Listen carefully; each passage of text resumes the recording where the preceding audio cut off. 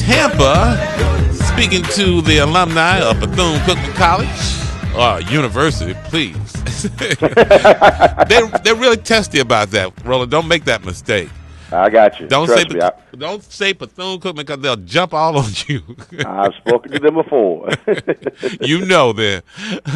What's going on, Roland? Man, doing great, Tom. Looking forward to certainly chatting with them.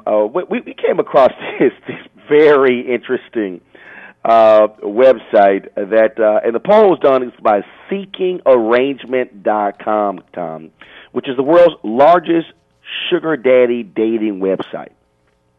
And it turns out that 32% of the women on this site admitted they are most attracted to an African-American sugar daddy. So we reached out to Angela Bermudo to try to understand what in the world is this all about, considering black folks only make up 4% of the website's users. Angela Bermudo with InfoStream Group is with us. So, Angela, you don't have many African Americans on this website, but folks want a black sugar daddy? Yes. Well, what's going on is that the African American sugar daddies actually make up the third largest demographic amongst our sugar daddies on seekingarrangement.com. But unfortunately, there's only about 4% of our total sugar daddy members from that group.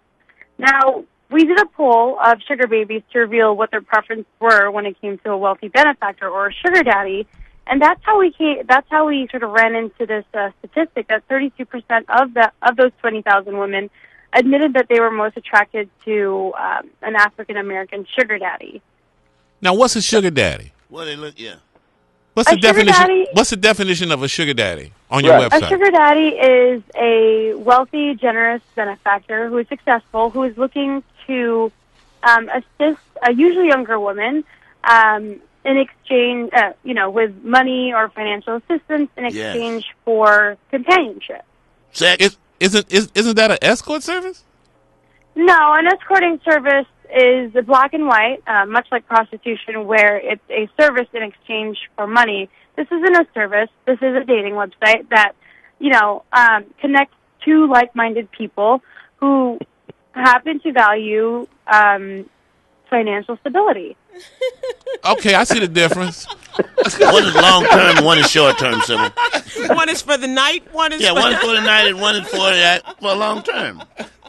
Yeah, and it's much like marriage. About 50 or 70% of marriages that are out there right now that have lasted past 7 years are actually heavily economic.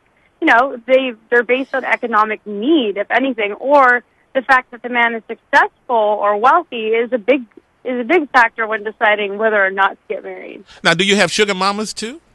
Yes, we do. How many sugar mamas as opposed to sugar daddies would you estimate? I would say it's definitely a large chunk smaller, just because we do have successful women that are looking to spoil sugar baby males or sugar baby females, but definitely we have a large demographic of sugar daddies. Okay, so of the sugar mamas, how many?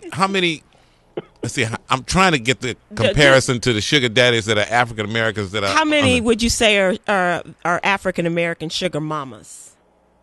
A very small percentage. Well, it's a very small percentage of sugar daddies too. But do they prefer African American sugar mamas like they prefer African American sugar daddies? We haven't run a poll on that. That's a good idea. We should probably run a study on that. We can save you some time. No. And that's the reason why, right there. Rich women with attitude. Time on that poll. You can move on to another poll, perhaps. Rich women with attitudes. You'd rather go out and see a broken woman with no attitude.